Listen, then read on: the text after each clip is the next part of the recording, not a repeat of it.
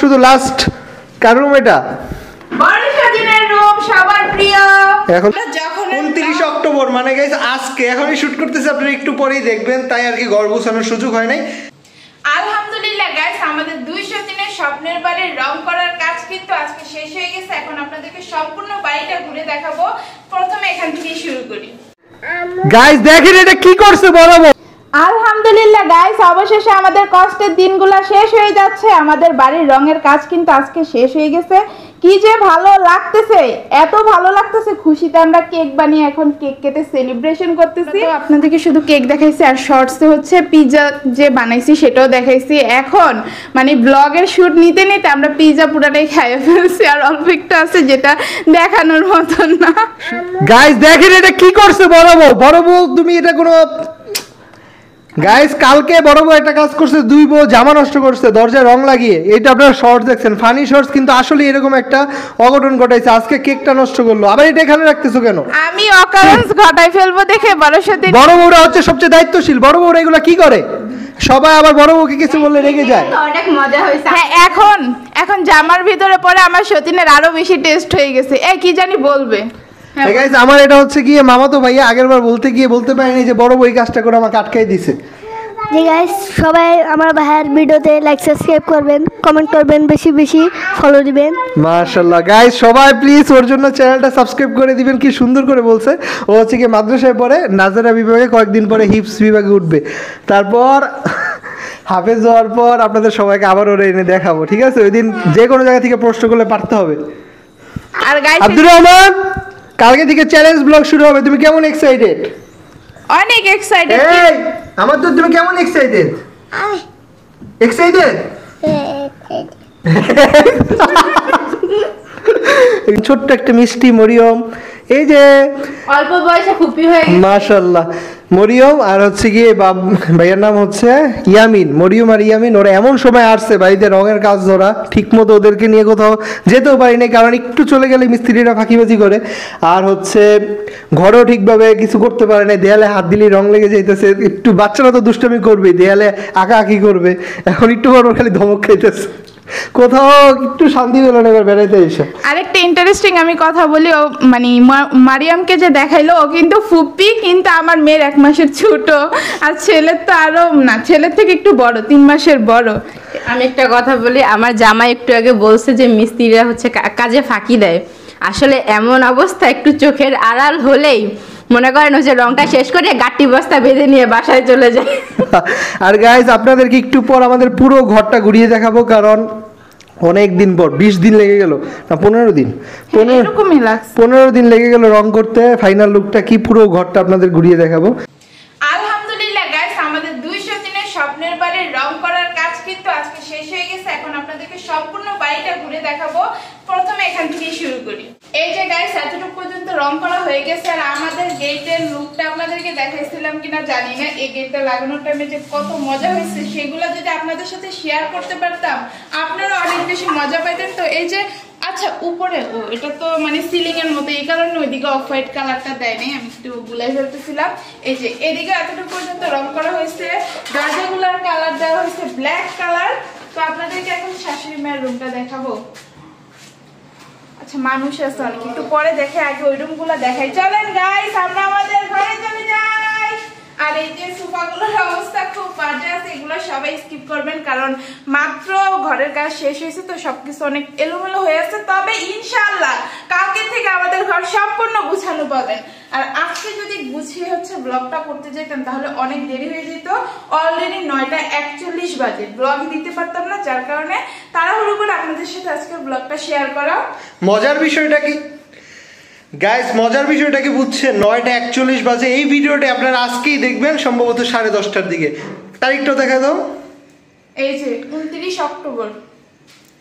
আমরা যখন 29 অক্টোবর মানে গাইস আজকে এখনই শুট করতেছি, আপনারা একটু পরেই দেখবেন, তাই আর কি ঘর গোছানোর সুযোগ হয় নাই কোনো মতে আপনারা দেখেন। আর এই যে রাউটারের তারটা এভাবে ঝুলিয়ে রাখছে, কারণ এই দেয়ালটা না গাইস আবার রং করতে হয়েছে। কারণ কি এই যে দেখেন, তারপর এই যে দাগটা যায় না, এখনো বোঝা যায়। ভিডিও করছিলাম 2-1 দিন আগে, তো ঘামে ওই যে বলছিলাম গাইস আমি ভিডিও করতে করতে অনেক ঘামাচ্ছি, তো ঘামে দেয়াল রং উঠে গেছে, তাই পুরো দেয়ালটাই আবার রং করতে হয়েছে। মিস্ত্রি একদমই না গাইস, কি করছে জানেন, দাঁড়াই থাকতে তার এত কষ্ট হচ্ছিল, খালি দেয়ালে এমন এমন করতেছিল, আমি পুরোপুরি দেখাই না, না হলে আজকে আবার রং উঠে যাবে। এই তুমি কাজটা কি করছো? কি করছি? কিছুই হয় নাই, আমি আপনার মতো কিছু করছি, আমি তো দেয়ালেই লাগিনি।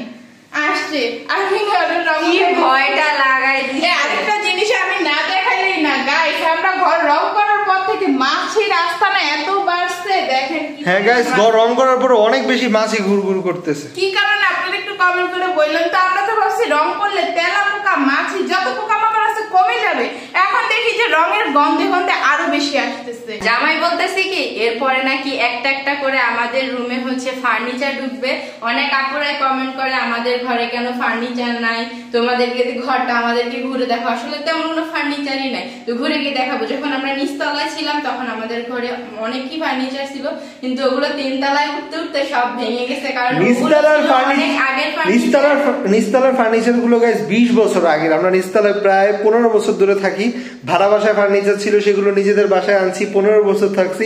15 বছর পরে গিয়ে তিনতলা বাড়ি করা হয়েছে, এখন আর ওই ফার্নিচার গুলো উঠাই নেই, নতুন করে সব আগামী মাস থেকে কিনা হবে। আমি আর আম্মু গিয়ে সব দাম আর কি ফার্নিচারের দাম কেমন সবকিছু দেখে আসছি, এখন ওদেরকে নিয়ে যাবো, একদিন করে একটা করে আনবো ইনশাআল্লাহ। ভালো কথা গাইস, ঘরের জন্য পর্দা দেখতে গেছিলাম, এগুলো হচ্ছে আমার শাশুড়ি আমার 200 টাকা করে কিনছে, তো ভাবছি আরেকটু যদি ভালো মানের কিনে তাহলে 500-600 টাকার মধ্যে হবে। এখন গিয়ে পর্দার দাম দেখি যে গাইস 3000, 2500, 2800 এক একটা পর্দার এইরকম দাম। আমরা তো আকাশ থেকে পড়ছি। আরো দামি নাকি পর্দা আছে, ওইগুলা শুনে তো আমি বলি বাপরে আরো দামি পর্দা, ওইগুলা দেখতে আবার কেমন। যাই হোক গাইস, আমরা এটা অনেকের কাছে মনে হতে পারে এই জীবনের প্রথম দেখছি, আসলে গাইস আমরা মানুষগুলো ছোট বাড়ি ঘরের কাজ দেখতেছি প্রথম কোনো ফার্নিচারের দোকানে গেছি, এরকম লাগাটা স্বাভাবিক। আমরা অত বড় মানুষ না, যে বয়স অত বড় না, এত কিছু বুঝবো। আচ্ছা যাই হোক, এটা হচ্ছে আমাদের স্টুডিও রুম। আচ্ছা একটু দাঁড়াও, বলো। আমি হচ্ছে ঘরের বড় বউ, আমার যে কত দায়িত্ব আপনারা তা তো জানেনই। এখন একটা ঘরে যদি ফার্নিচার ঢুকে আমার অবস্থাটা কি হবে গাইস বলেন। সবটা আমাকে দিয়ে করা। যাই হোক গাইস, আজকে ভিডিওতে বেশি কথা বলা যাবে না, কারণ বেশি ডিটেইলস বলতে গেলে ব্লগে আপলোড দেওয়া হবে না। আচ্ছা দাঁড়া, আমি একটু কথা বলি গাইস। আজকে আপনাদের কিছুই দেখাচ্ছি না, রুম টুর না, এটা হচ্ছে শুধু রংগুলো দেখবেন, দেয়ালের রংগুলো কেমন হয়েছে। আচ্ছা এই যে এটা হচ্ছে স্টুডিও রুম, এই রুমেই নাচ গানের ভিডিওগুলো সব হয়। তোমরা একটু সরো, আমি শুধু রংগুলো দেখে বের হয়ে যাও রুম থেকে। তো গাইস এই রুমের সোফার দিকে তাকায় না, সোফা 2 দিনের মধ্যে চেঞ্জ হয়ে যাবে। এই যে রংগুলো 3 পাশে হচ্ছে গিয়ে অফ হোয়াইট কালার, এটাকে পিওর আইভরি না কি একটা নাম বলে, আর এক পাশে এই যে এই কালারটা। তো স্টুডিও রুমের রংটা কেমন হলো অবশ্যই কমেন্ট করে জানাবেন। এবার 2 বইয়ের রুম দেখাবো, 2 বইয়ের মধ্যে কারটা বেশি সুন্দর হয় সেটা অবশ্যই কমেন্ট করবেন। আমাদের দুইজনেরটাই অনেক সুন্দর হয়েছে, তাড়াতাড়ি আসে। এটা হচ্ছে গিয়ে ছোট বইয়ের রুম, আপনারা অন্য কোনো দিকে তাকাবেন না, আগেই বলছি আমরা কিছু গুছাই নাই, গুছাতে গেলে ব্লগটাই দিতে পারতাম না। এই যে দরজা, আর এই যে এই পাশের দেয়ালটা হচ্ছে অফ হোয়াইট। অনেকে বলছে আমরা নাকি শুধু এই কালারটাই করছি, না এই কালার অফ হোয়াইট মিক্সড, বুঝা যায় না ক্যামেরায়। হ্যাঁ গাইস, এই যে এই পাশে অফ হোয়াইট, উপরে একদম সাদা। এই পাশে নতুন খাট আনা হবে, এই খাটটা ভেঙে চুরে গেছে। এই খাটটা গাইস 5000 টাকা দিয়ে কিনছে, আর হচ্ছে গিয়ে 20 বছর আগের খাট।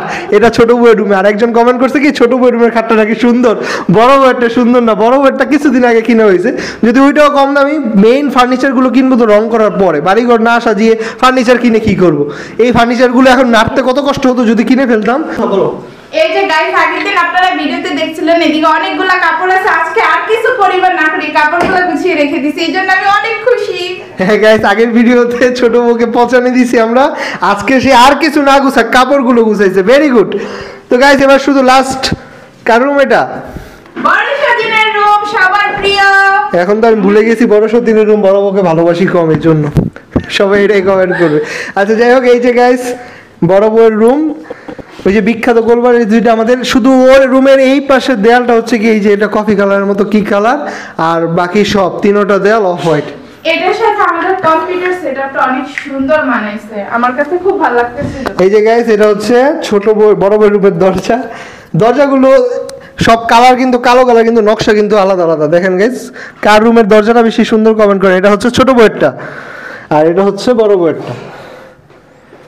এই যে ডিজাইন কিছুটা পার্থক্য আছে। ওই যে বাবুদের গাড়ি সব মাঝখানের রুমে স্টুডিও রুমে শিফট হয়ে যাবে। তো আপাতত আজকে এতটুকুই, বাকি আর গাইস এটা ফেলে দিব, এটা অনেক বছরের পুরনো হয়ে গেছে, নতুন একটা কিনবো।